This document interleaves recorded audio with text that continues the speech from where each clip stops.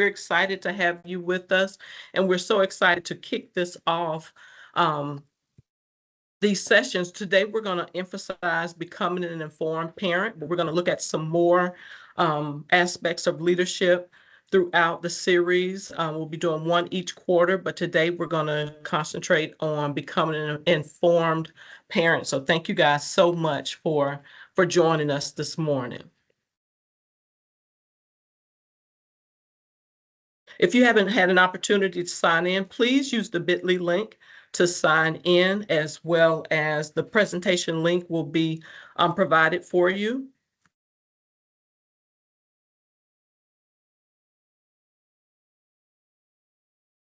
And also the presentation link and the bit.ly will be provided throughout the presentation for you to sign in the chat feature.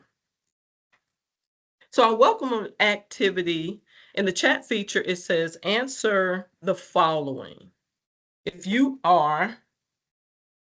parenting approach had a superpower, what would it be? And what name would capture your unique strengths? So in the chat feature, answer the following. If your parent approach had a superpower, what would it be? And what name would capture your unique strengths?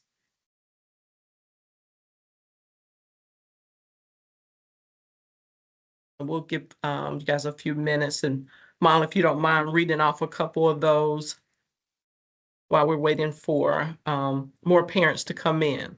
Again, in the chat feature, answer the following. If your parenting approach had a superpower, what would it be? And what name would capture your unique strength or strengths?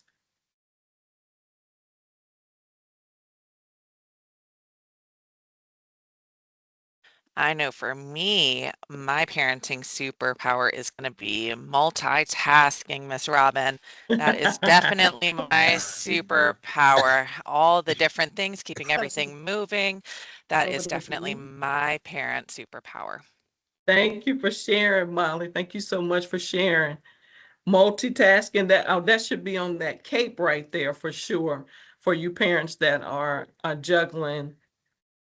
Neutrality and vulnerability of our strengths. That's a great one from one of our families. Vulnerability, that is definitely a superpower.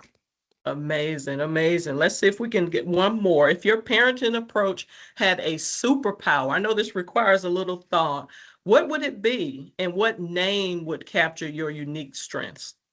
Let's see if we have one more.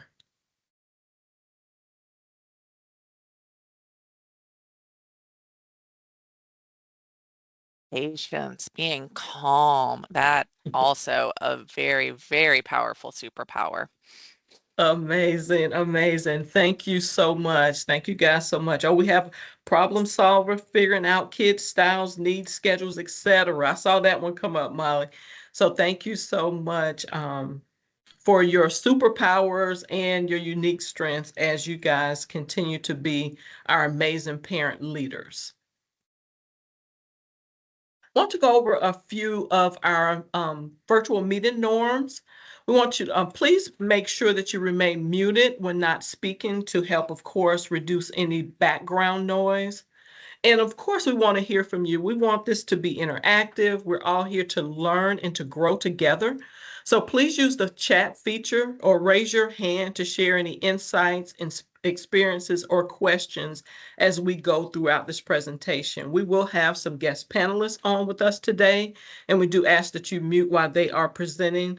But if you think of any insights or experiences or questions that you may have, please be sure to use the chat feature to put those things in, those questions in. I want to share with you our CMS placemat, and this really speaks to the what and the why of what we do. It lists our mission, our vision, our core beliefs, and our guardrails. And at the bottom, you'll see the 4 pillars of excellence. These are the 4 ways in which we live out, if you will, our mission and vision in our district goals through academic, people, operation, and engagement excellence. We always want to share this placemat with our school families so that they are aware of exactly what we're working on, our mission and our vision, and the way in which we are carrying these things out. So I want to read this quote to you, and once I'm done with it, please place in the chat feature what really resonates with you about this quote. It says, as parents or guardians, you are the experts on your child or children. Your unique insights and lived experiences are the most powerful tools for improving their lives, whether in the classroom or the broader community. So please take a minute and write in the chat feature, share in the chat feature what really resonates with you about this quote. I'll read it one more time. As parents or guardians, you are the experts on your child or children. Your unique insights and lived experiences are the most powerful tools for improving their lives, whether in the classroom or our broader community. Molly, if anyone comes up, if you could share those. What resonates with you about this quote, this particular quote?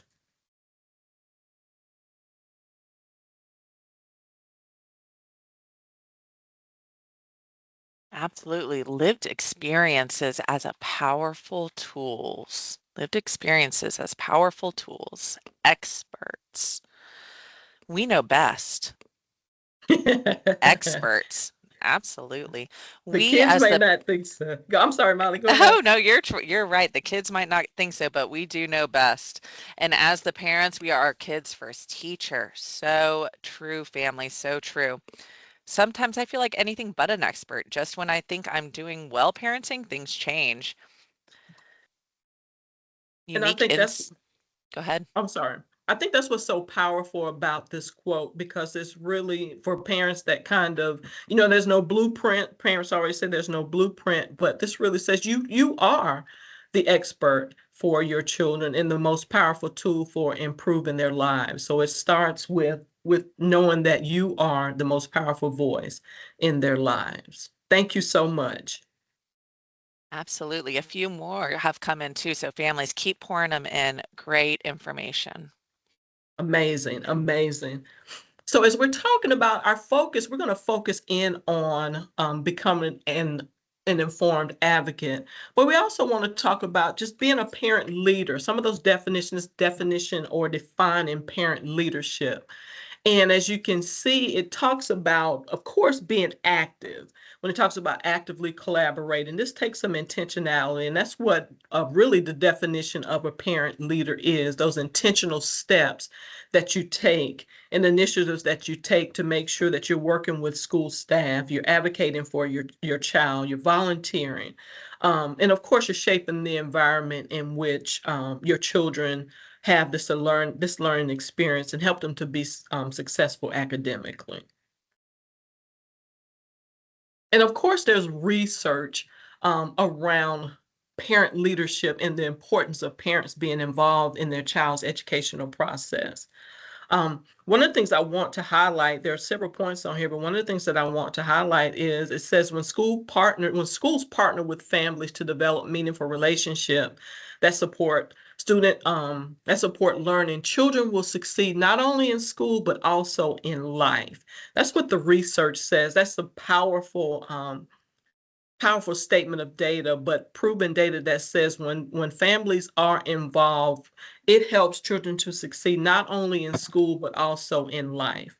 And it also talks about it playing a pivotal role in their entire being, their cognitive, social, and emotional development from birth all the way to adolescence. And here we see some of the benefits as it categorizes the benefits of parent leadership and engagement. Look at how it benefits families and students and schools. I won't read all of these, but as you skim over these, you see the impact of parent leadership on the entire family, the student itself, and also the schools. Within families, it empowers you to advocate for your child. With students, they feel more supported. Nothing is more supportive than seeing your parent at your performances or your games or in your classroom or having lunch. And for students, it of course brings fresh ideas and perspectives, but also enhances, or for the schools, it enhances community involvement and really helps the environment of the school thrive when parents are involved. So as we hone in on not only being a parent leader, but being an advocate, let's take a look at this definition for advocacy. Advocacy is defined as the act of supporting a cause, policy, or idea by speaking out, promoting it, that's huge, the promotion of it, and working to influence decisions. Or it says in a nutshell, it's standing up for what you believe in and helping others understand why it's important. And that's what really hones in on this advocacy, that promoting, that speaking out about ideas or decisions about, and for your case, for your children, that you speak out for the benefit of your children, if you will. So wanted to share this definition of advocacy for you. And then we're talking about how to unleash the advocate in you. We talked about the fact that you are already leaders, so recognizing that, but also unleashing the advocate in you. Knowing that as a leader that you have problem solving skills or you're managing those multiple responsibilities, as my colleague Molly shared first, but also unleashing the advocate in you by amplifying your impact, teaming up with other parents for a greater voice. We all know that a united voice can spark change that benefit all children. And we're all on the call today. We have our panelists that will be sharing. This is a way that we're teaming up and learning from each other so that we can amplify your voice as parent leaders, particularly becoming a more informed advocate for your student. And ways to connect and communicate on one-on-one advocacy tips. Of course, it talks about communicating effectively, making sure that you're using a collaborative and fact-based approach. And it gives an example. Like here we are again with you being the experts. Like I've noticed my child is especially gifted in music. Have you seen this in school as well? That's a very collaborative way to communicate with school staff about your child's needs and interests. We'll talk about empowering your child. That's one of our questions that we'll explore with our panelists. Teaching your child to advocate for themselves. Doing your research, being informed about your child's needs and strengths and interests, and also keeping clear records. That's very important, keeping clear records of all communication and documents that you have within the school. And of course, building partnerships, working with the school staff, with a collaborative mindset and a mindset that we are going to work together. We all come together to make sure that we are participants in the children's success. So with that said, I want to introduce our guest panelists. We have today with us Mr. Jarrell Lewis. He is a superstar parent from Reed Park Academy. He's going to be sharing with us today about some questions that we have in terms of the way in which his experiences in being a great advocate for his child. And we also have our very own Letitia Hensley. She's Director of Family and Community Engagement for our Family and Community Engagement Department here at Charlotte-Mecklenburg Schools. She'll be chiming in as well in some of the questions that we will ask. So our first question for Mr. Lewis is, what does advocating for your child mean to you personally? Hey, how you guys doing? My name is Jarrell Lewis. It's nice to meet you all. Thank you guys for actually showing up and being here. It shows that right there. This us showing up, us being here. What does advocating for your child mean to you personally? Well, when you look up the definition of advocate, a person, it says now a person who publicly supports or recommends a particular cause or policy, right? what does advocating for your child mean to me personally? To me, it means being there, being here, being there, showing up for them, showing them that you support them. In my eyes, when you look at your children, you not only see yourself, but you should see better. You should want better. So when you're advocating for them, you want to show them that you're there for them, to push them, to keep them going. So that's what it means to me personally, being there, showing them that you are here and you are there for them through anything, whatever it may be, whether it's school, sports. I know a lot of people that are there for sports, but academics, like, we got to go to parent teacher this, we got to go pick up report cards, and it's like, but I want my child to excel. I want my child to be the best that he can be. So in order for me to do that, I must show him that I'm there. I'm there for you. So to answer the question, what does advocating for your child mean to me personally? It means to me being there, showing them that you are here and there for them. Amazing. Thank you so much. And thank you, Mr. Lewis. And I'll just add on, good afternoon, everyone. Letitia Hensley, also a CMS parent. I agree with what Mr. Lewis is saying as far as what advocacy mean. As the quote mentioned earlier, we are our children's number one teacher, and we are their strongest supporter in ensuring their needs are met, not only academically, but when we think about emotionally, socially, we want to make sure that they are heard, those needs are heard and expressed at the schoolhouse, as well as being met. And so I would say, in addition, it is about asking questions. It's about seeking resources. It's about making sure that everyone's treated with dignity and respect. I think it also means standing in the gap when our children are unable to speak up for themselves. So how are we helping our students and empowering our students as well with speaking up where they can? And so just really being there, seeking resources, asking questions, and knowing how to ask those questions professionally, appropriately, respectfully, are great ways to advocate for children. And feel free to add in the chat. For those of you, if you have other thoughts about advocacy, or if you want to raise your hand and speak out, we would love to hear from you as well. And I'll turn it back over to you, Robin, to continue on. Thank you, Letitia, and thank you, Mr. Lewis expertly said. Thank you for that.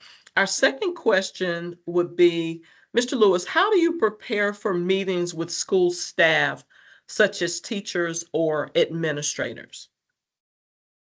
Best way to prepare is to give them your information, your cell phone number, email address, whatever you may need to give them to reach out to them. I think that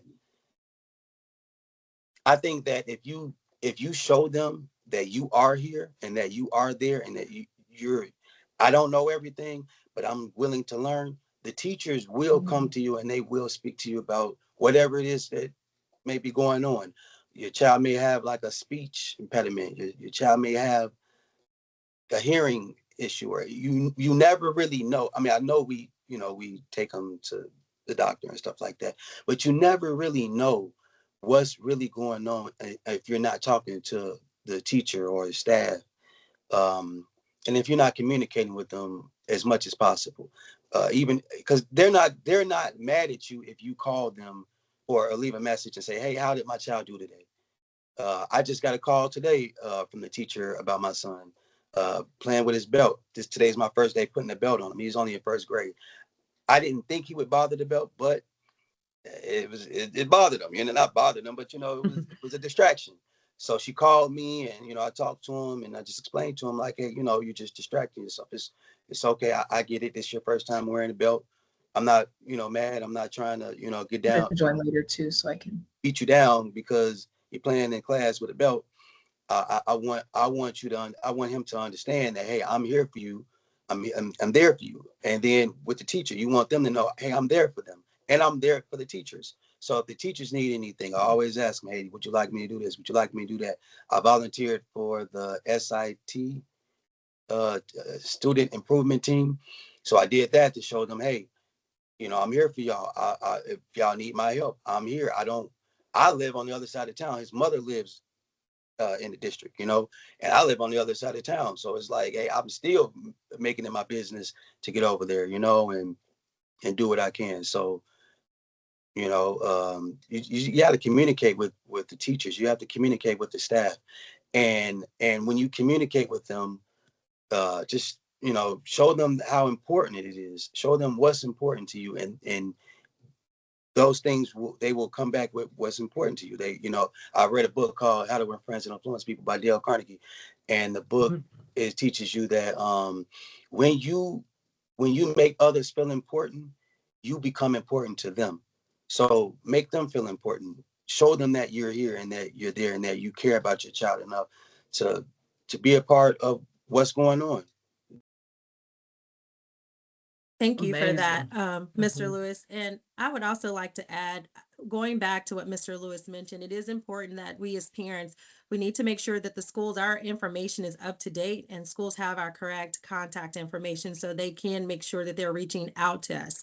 Parent Square is the district's communication. So if you're not on Parent Square and you're not up to date with all of the various platforms, that's going to be extremely important for you to reach out to your school to make sure you're receiving communication from your school so you can stay informed and up to date with what's happening at the school. There are many times, like for instance, I am a working parent. I cannot always be at the school. Like right now, if there's an event going on, unfortunately, I'm working. So it doesn't mean that I don't care about my child. It doesn't mean I'm not engaged. It doesn't mean I'm not advocating for my child. But when we get home, I ensure that my child has a place to do their homework, study. I'm there to support when needed. So that's one way that I can show that I'm engaged and I'm supporting the school with making sure the homework's done, making sure she's turning in her assignments and she has that place to work. So don't be discouraged if you can't be at the school at every single event. We definitely want you to engage and be there when it's important for parent teacher conferences as those are happening and you're asking the right questions. We want to make sure you're able to attend some of the ceremonies and different things like that, but don't beat yourself up when you can't. You're still engaged by making sure your child is prepared for learning. But back to the question, I think it is always important to continue to prepare yourself when you're make sure you're prepared when you're meeting with school staff. That really helps you stay calm, gather your thoughts. It's important for you to review your notes. Make sure you gather all documents and information as needed. I think Mr. Lewis mentioned a student could have a speech impediment or have an IEP. Make sure you're always asking questions and you have your documentation, and it's okay to ask those questions. Write down questions and goals for the meeting. What do you want to accomplish or walk away from the meeting? I really want to emphasize that it's always important to approach these meetings with a collaborative mindset. Be ready to listen. Be ready to share. So really think about how you approach those things. It's going to be very important to be prepared so that you can be confident when you're going to the schoolhouse and ensuring that the conversation is staying focused on what it's intended to be about. And that is really working and partnering with your school to ensure the success of your student. So really just kind of going with that open mindset, being an active listener, being ready to share, and really sharing with the school, what are your hopes and dreams for your child? Letting them know, where do you see your child? What do you hope for your child? And how you all can partner together to ensure the success of your child throughout the school year. Amazing insight. Did you please go ahead, Mr. Lewis? Please take notes. Please be open to, like Ms. Hensley said, please be open to listen, show them that, you know, this is what you're looking to do. You're looking to help your child. But please take notes. Take notes, please. That's something that I do religiously, huh? I take notes. I take a lot of notes because I forget, you know. Amazing. Thank you. I think what resonated through both of their answers is communication and positive communication, which kind of it really lends itself to our question, our third question. So I'll go to the fourth question, which says, what advice would you give to parents who may feel unsure about how to advocate for their child? The advice I would give is don't be fearful. Don't be scared. A lot of us are scared. We don't know what to do, and when we don't know what to do, we tend to not do anything. Instead of that, actually open. When we are speaking to the staff, ask questions. Tell them I don't know, and they will listen. I'm telling you, they will listen. If you don't know, people are there. There are resources. There are people out here that will help. So I'm really big on if you just feel unsure about things, just open your mouth and speak. Talk to there are other parents that will reach out to, well, other parents that I know that will reach out and they will help. They, hey, your son says, well, why don't we do this? Hey, we can meet. We can. Matter of fact, I'll give you an example. There was a young lady at my job. I work for American Airlines, and she asked me about, because how active I am with my son, and she asked me. She said, well, my daughter, she's in her daughter's 10, but her daughter can't read. And she was trying to figure out, like, what, I don't know what to do. I don't know. And I was like, have you actually spoke to the school about it? And she was like, yeah, they sent me stuff, but I don't really know what to say. I don't really know what to do. And I told her, I said, you have to communicate with them. You have to speak to them. You have to be there for your child and show them that you're there. And they will help you. They will give you resources. There are many, many, many resources out here for us. There are many resources. Now, granted, the best may be like tutoring, but I don't have $100 to pay somebody to tutor my son for 25 minutes, every week, especially if I'm paying for other things. There are people out here. We can, what I told her, I said, if you don't mind, why don't we meet on Thursdays on Microsoft Teams? And I said, I will read. I got books. I got, the school give me books, all type of stuff. I said, I have books. I will read to her. I will read to the children, and that will help them want to read. I think that will help her say, oh man, you know what book we reading next week? Or, eventually she will get to that level, long as the entertainment isn't taken over. Long as we don't jam them down with entertainment or jam them up with entertainment, or unless you making reading or writing or math entertaining. And Mr. Lewis, you hit on such a great point right there that echoes what has been shared in our chat as well. Leaning into the parents within your community, families. If you have wonderings about questions and resources, please lean into the other parents in your community. If you have a PTA, ask them if you need help raising a concern as well. This has been some great information, great insights, guys. Thank you. Yeah, I'll echo off that. I think that both the comment from the chat and Mr. Lewis, you're right on key. It's always important to connect with other parents. When you're able to attend your SIT, which stands for School Improvement Team meetings, when they're open for the general, for all parents, or even your parent leadership groups, whether you have a PTA, a PTO, or some other form of parent leadership group, there is always a great opportunity to network with other families in your school community. So don't be afraid to advocate for your child. You don't necessarily have to know everything. Some of us may not have had the best experiences when we were growing up, but we don't want that to impede on our ability to support our student and advocate for our student when needed. Really trust your instincts. You know your child best. Back to the quote, we know our child best. We know we are the first teacher for our child. So really just, don't be afraid. Don't be fearful to enter those school doors or to email and ask questions. It's always important to be involved and ask questions ahead of time, just to stay abreast of what's going on. You can feel free to email your teacher, hey, just checking in. How are things going? Anything I can do to support what my student is learning at home. Anything I can do to, continue to support you as a teacher or the class. just don't be afraid. None of us know every single thing. We still have a lot to, we'll always have a lot to learn because things change rapidly, but make that first step, connect with other parents, and yeah, just feel free to communicate. It goes back to that communication piece as well. Amazing, amazing. Great stuff. Great stuff. Thank you guys so much.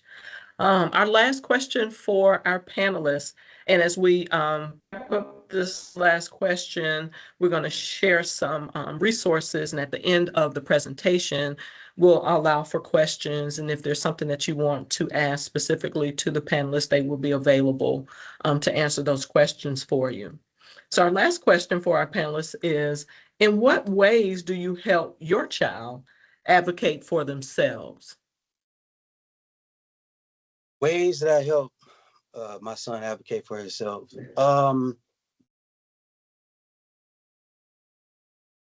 I encourage him, but not only do I encourage him, I explain to him how I make mistakes. All of us make mistakes. Don't beat. Most children will beat themselves up about doing the wrong thing or not not being able to get the right answer. But overall, hold on, give me a second. But overall, I believe that the best way you can help your child advocate for themselves is to let them do things on their own and make mistakes. If they do it right the first time, great. But if they make mistakes, let them know, hey, it's okay to make mistakes. I make mistakes all the time.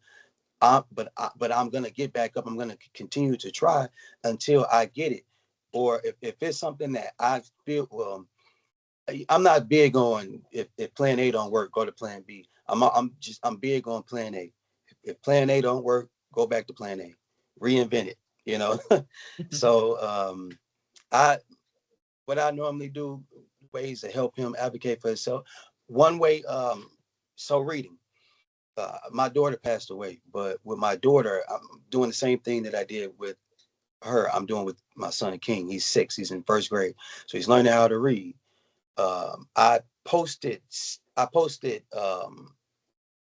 like cards. I posted cards on the door, on the computer, everywhere. I posted them everywhere. I just taped them everywhere to the one below the doorknob, and I wrote on there in bold, with a Sharpie, wrote on there doorknob.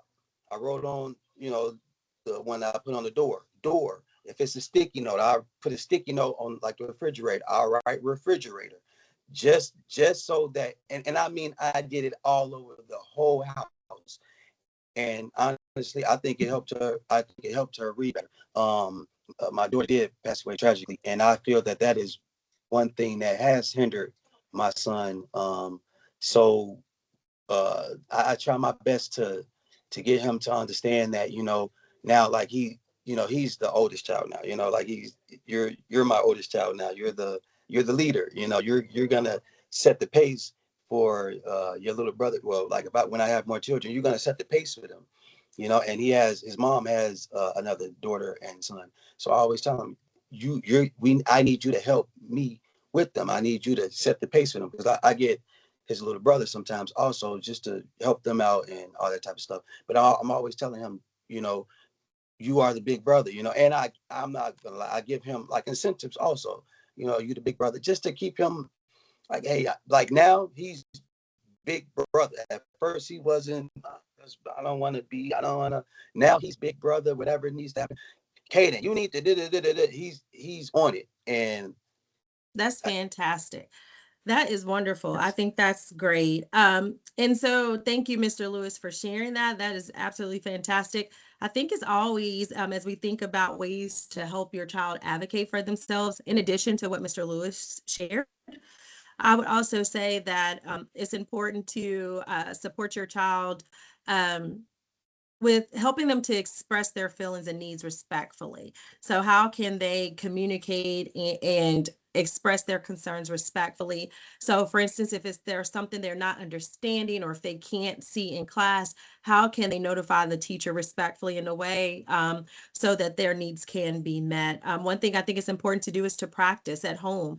practice with your child on how to ask for help, how to talk to teachers, how to set their goals. And also it's important for us to model that for our children on how to communicate with school staff. So understanding when we have concerns, how do we model that in a collaborative approach so that we can make sure that we're partnering with the schools to ensure that our student is successful and those needs are being met. And I think it will take some time. You know, it'll take time for our students to learn how to do that. But that's why we are here to help guide them along the way and how to advocate in the right way so that they can feel supported and also be able to accomplish their goals while they're at the schoolhouse. Absolutely. And just to add in one quick community comment we have is we just want to encourage your child to always ask questions, teaching them that there's never anything wrong with asking those questions to gain a better understanding. And we're here to help our children navigate these big feelings in events like grief or other life challenges as well. And it takes us as families, as parents, as leaders to guide them through that. And families, you guys are pouring in such great comments. We've had another comment that says, I want to help my son break his shyness around asking and answering some of those questions and remind him that we are all here to learn. But that is the reason why we're at school. Everyone is there to learn. So asking questions and being curious is the most important part. Families, you guys are spot on. Thank you for sharing these thoughts. Thank you, Molly. Thank you so much. And thank you, Mr. Jarrell and Letitia. I love Letitia's comment about practicing, allowing the child to really practice and to really, I think it will kind of dissipate some of the fears, because a lot of times we think there's going to be a certain ending, but that actual practice gives us an opportunity, or gives the student an opportunity to see that it may not be the outcome, the bad outcome that you think. So thank you, parent. This was amazing. Thank you to our panelists for answering these amazing questions and sharing their experiences and their insights on advocating for their student. Again, we'll move through the presentation, but we'll allow some questions at the end. And again, if there's something that you want to ask specifically to our panelists, feel free to do so.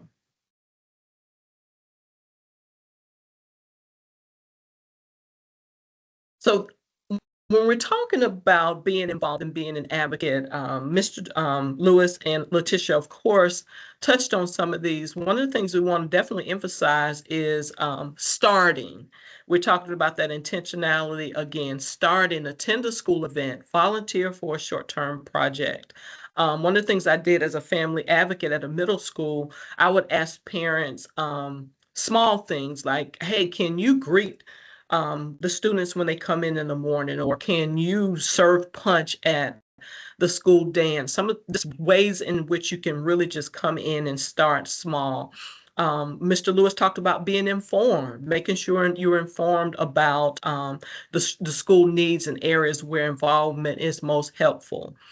Joining a group. I love the support group Mr. Lewis mentioned. It's almost like a parent group where he agreed to read with the other parent that was unsure about advocating for her child.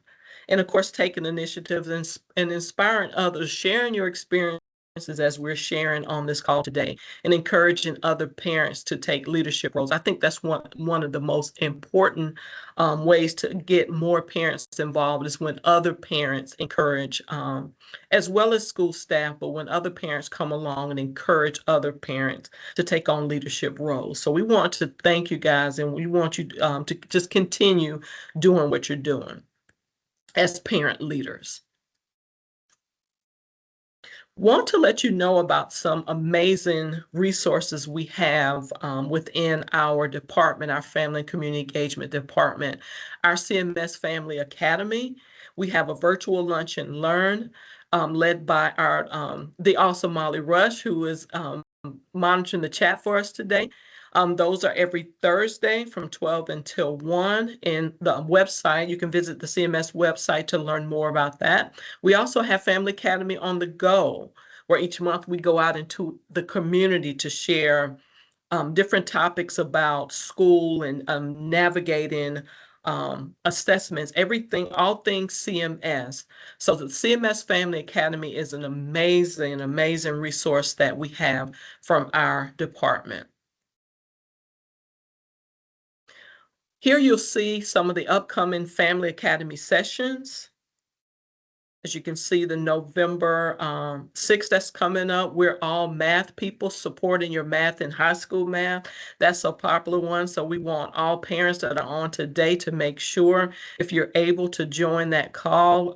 We have some parents some math teachers that were super excited about this upcoming virtual series. So there's some more that are listed there, and you'll have access to this with the presentation link for our upcoming Family Academy sessions, as well as our family portal. If you go to the CMS website, you'll see this icon here for Family Portal. And on the Family Portal, this is an amazing, amazing tool to use. You can go to General Pre-K Resources and pull up everything that you need to know concerning your child. You can look up registration, transportation, AI, what children are working on. There are even modules on there for parents this year in terms of AI, but all things CMS on our family portal. So we encourage all of our families, every single one of our CMS families, to please take time to visit the family portal and to really navigate and learn what's on that site.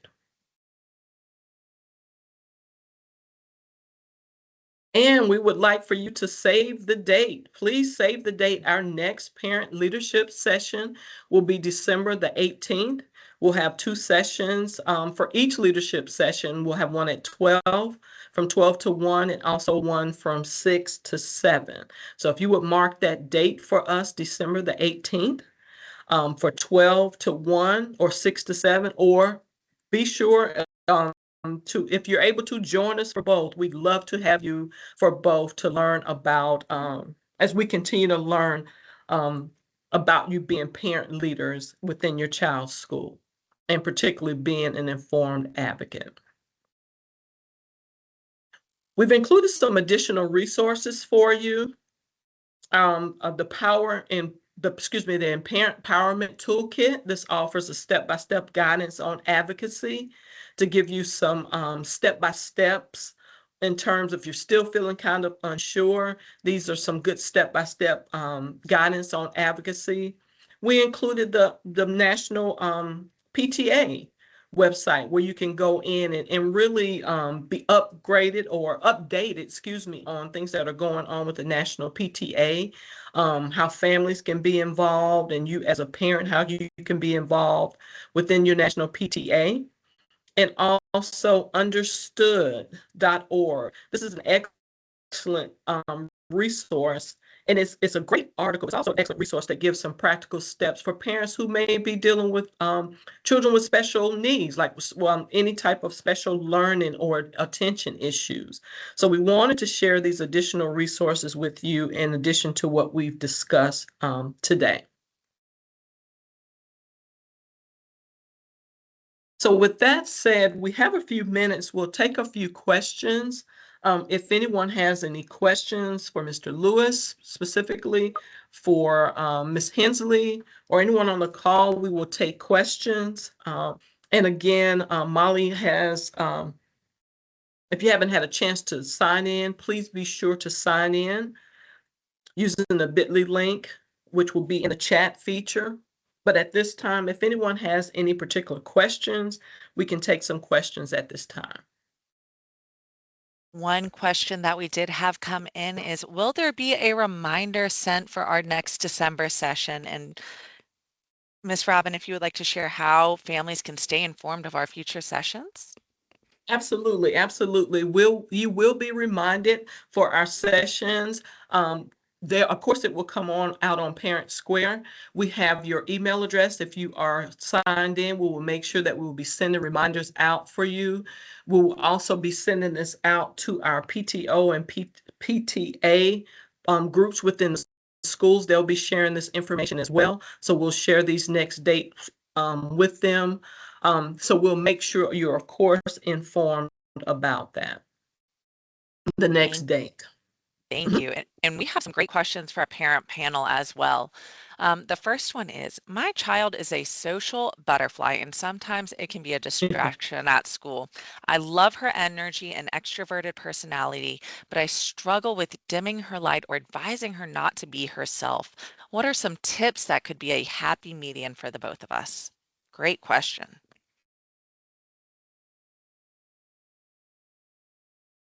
I think that's great. And that's one thing we don't want to do is to dim or make our children feel like they have to lose who they are. I mean, I think you can work with your teen to say, hey, when it's time to be in class and learning, you need to be focused and make sure, you're not distracting, you're not socializing with your friends and so forth. Of course, we want to make class fun, but just when you get outside of class, have fun, socialize. But while you're in school, you're there to take care of business.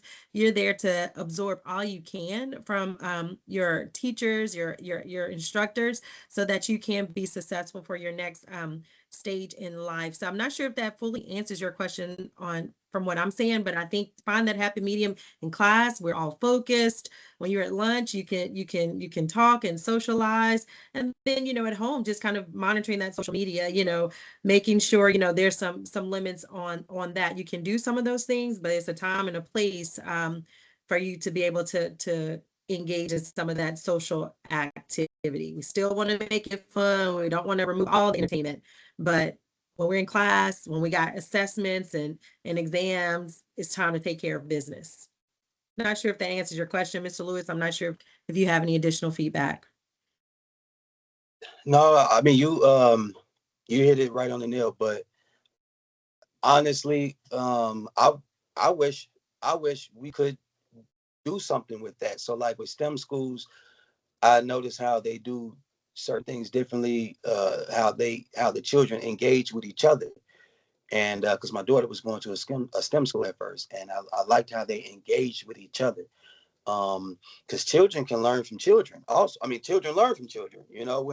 When they leave us and they go into the school, it's like, okay, you're alpha, you're the parent, you're alpha, and then the teacher becomes like a second alpha. But if you're not in their life as much as you should, then their friends become alpha, and then that's how they get in trouble, and they doing what their friends or want them to do instead of doing what you want them to do. But I like the fact that children can like engage in the classroom, and I would ask the teacher if she could, if your daughter was one of those people that was very informative and she could help, I would say, hey, can she be like a teacher's aide, and maybe she can explain it to him a little better. I'm always open for that, because again, I don't want to dim her light and tell her, oh, you got to calm down, you got to, and it's like, because I don't know what to say about that, outside of, well, is there something, what could we implement, to help things like that?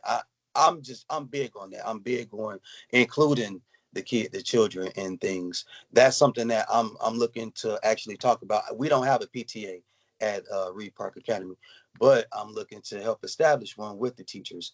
And that's a question that I wanted to bring up, like like she may grow up to be a speaker, and do speaking engagements, and people, we need that, we need somebody to encourage us and inspire us and all that type of stuff. So yeah, I see what you mean when you say dimming their light.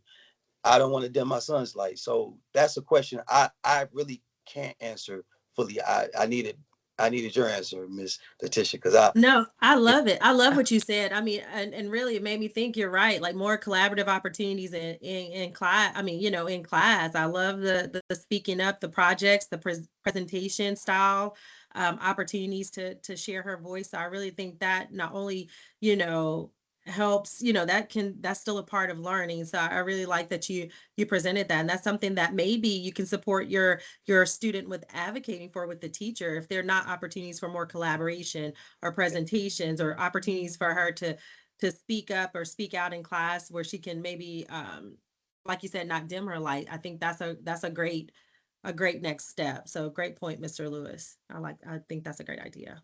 Wonderful. And Our next question, we have a lot of questions from our community. Guys, you are doing such a great job of pouring in such thoughtful topics. So do we have any thoughts on preteens and teens and how students in that age bracket can advocate for themselves, especially when they are among their peers and while they explore their independence from their parents? I think that's where parents, where we should teach our children integrity. So I always tell my son what integrity means to me. Integrity to me means being able to stay on task or do whatever you're supposed to do without having somebody looking down your shoulder or waiting on you to get something done. You are empowering yourself and saying, hey, I'm getting this done and I'm getting it done now. And you know, to me, that's where it comes from. But to talk about them as far as with their peers, I think that will help. I think if parents continue to be the example and show them, you know, what integrity means, and then pass that on to them, I think that, you know, it'll pass on to their friends also if they are the ones that, I mean, children or teens, everybody looks towards like a leader out of their groups. And I was one of the leaders in my group when I was younger. And that was one thing I always told everybody, like, man, we got to be able to do it without other people, you know, breathing down our backs. I used to always tell everybody that, like, when I was young, I wanted a job and I wanted to work and do this. And I was like, I didn't want to have to, you know, ask my mom for everything. And I think that just having integrity, I think integrity builds that. That's my answer. Yeah. Absolutely. And to expand on that, how can we support smooth communication with this group between our preteens and their teachers? So as we establish that integrity within them and work on that skill, how do we support their communication styles? Us as parents or the student, how with the student? For your students, how do we support our students with developing those communication skills?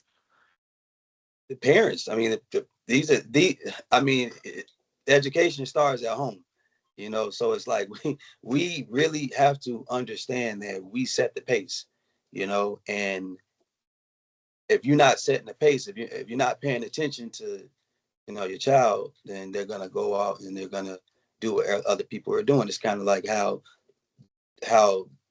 when you're a teen, your friends become alpha because, you know, I don't want to listen to my mom and them. They not fun. I want to listen to, you know. So I think that's what it's about. I think that, you know, it's all about really, it really starts with us as the parents, and then being able to go to the teachers and explaining to them, hey, I've done this with my child. Um, if you could reiterate these things, these are some of the things that teens may be different, but it's the same to me. Because if they were in eighth grade, freshman year, sophomore year, a parent, you showing up for your child, if you start early, when they get to that age, they won't be like, oh, man, my mom's coming up to the school. It's gonna be like, well, my mom's coming up to the school because, you know, she gonna lay, you know, she gonna lay down law, you know, if stuff ain't happening the way it needs to happen. So, you know, I think overall that it starts with the parents being able to communicate with the teachers, being able to communicate with their children, and teaching them integrity.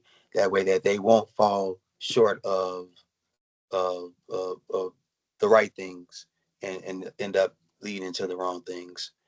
And they help their. I think that'll help their peers. You know, I do. I think it'll help their peers. I started a business when I was younger. When I was 15, I started doing screen printing, heat press and iron-ons. And everybody in the school, when they saw me doing stuff, everybody would come to me, hey, I got this idea. One of the guys became famous. He does tattoos now on Black in Chicago. I'm from Chicago. And he would paint Mesquite. He would do Mesquite paint on clothes.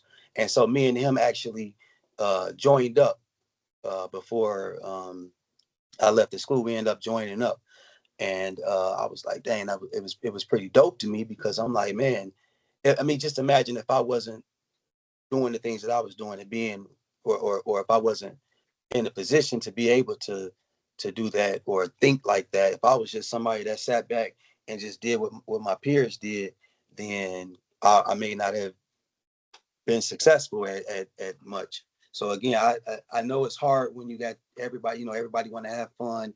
Everybody want to, the teens, they want to have fun and all that type of stuff. If we could implement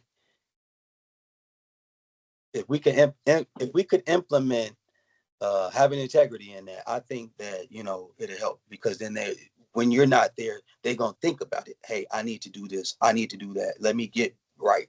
And and if you're going to be my friend, you need to get right too, because I ain't getting in trouble for you, Yeah, so thank you, Mr. Lewis. I know we're coming close to our time. We have just a few more minutes left, but thank you for sharing that. I do want to go back to the quote that Robin had on the screen, which is that we as parents, we and guardians, we are the first teachers for our children. So it's extremely important. It's important that we continue to advocate for our students in a way that the schools can definitely hear, even if it's outside of in a different program, whether they're playing sports and other things. We still want to be there for our children and advocate for them. And most importantly, we also want to empower them and teach them how to speak up for themselves and advocate for themselves, regardless of whatever grade your child is in. I know elementary parents are involved, and then it starts to kind of wean off when they hit the secondary grades. You still want to make sure you are involved and engaged from 6-8 through 9-12 to stay abreast of what your student is going on. We do want to teach them independence, but at the end of the day, they're still, they're still learning and growing. And we want to show them that we're there to support them. And we want to show the schools that we are actively engaged, involved. And it's okay if you have questions, ask those questions and continue to empower your students to ask questions. It's okay if you have questions or if you're unsure about something. We're here to learn and seek out those resources to partner with one another to ensure the success of all of our students. So with that, I'm going to turn it back over to Robin to close it out for us today, because I think we are at about time. Wow, this time has gone very quickly, but we packed so much into this presentation. Thank you so much, Mr. Lewis, for your insights and for being with us. And thank you, Letitia, for taking the time to really share your being a parent leader and being a working parent leader as a mom and what engagement looks like. I think we covered so much, but I just want to thank you and thank everyone that joined the call. We will make sure that we make any corrections that we need with the form, and we will also make sure that you are ready for and informed about our next session in December. But again, we thank you for being with us, and we hope that you have an amazing afternoon.